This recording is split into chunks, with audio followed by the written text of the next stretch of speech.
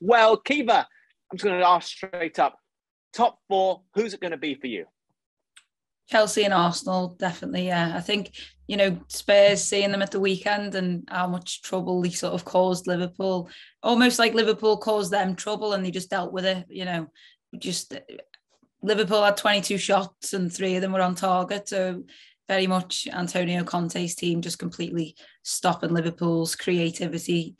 And if they can do that in the North London derby, then so we know how creative Arsenal have been of late. And I just feel like the momentum's been with them a lot more. This feels like something kind of special's building with Arsenal at the minute. I know Mikel Arteta's just signed a new long-term deal. And I don't know, the fans seem very in and involved, and the players seem like the kind of players that Arsenal fans finally, can really get behind. There's a lot of young players there, a young core of players that they're just, rooting for and feel very much like something's happening. So I just feel if for Arsenal, I feel like they can clinch top 4. But obviously if Spurs win, then it completely changes everything, because I think Arsenal potentially have the last 2 tougher games. Obviously playing Everton's going to be difficult because they're in a nice little run of their own now as well. But yeah, I feel like a draw or a win for Arsenal, and then that's it pretty much in the bag for them. But I mean, you can't rule Spurs out, because obviously we know taking points off Liverpool is something that's not been done since January the 2nd, and they were able to do that. So you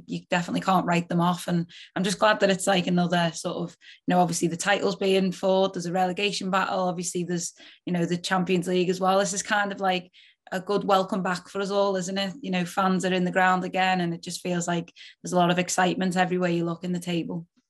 I'm going to ask this to you, Adam. Who's taking the final relegation spot for you?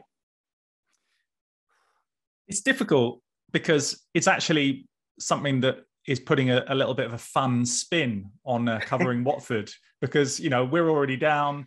Norwich are already down. You just think, who are we going to drag down to drag through the trapdoor with us? And look, it would be entertaining, I think, if a big gun like Everton were to drop. Just, separate yourself. It's not anything personal against Everton, but it would just be interesting. And it would be a sort of a stark warning to the rest of the Premier League that even a big club like Everton could get dragged down. But they seem to have the momentum, and they seem to be pulling out performances. They're coming up against Watford, so that's a win. And that will be probably a 12th home defeat of the season in a row at Vicarage Road. I think they will have enough to beat Watford. And then that will obviously then, that puts them 4 points clear of Leeds. And that's a tough game for Leeds. Leeds have been nervous. They've had that disrupted season with so many injuries. Burnley have managed to, put a bit of a run together, but then they got their wings clipped at the weekend against Aston Villa, who they have to play again. It's really tough.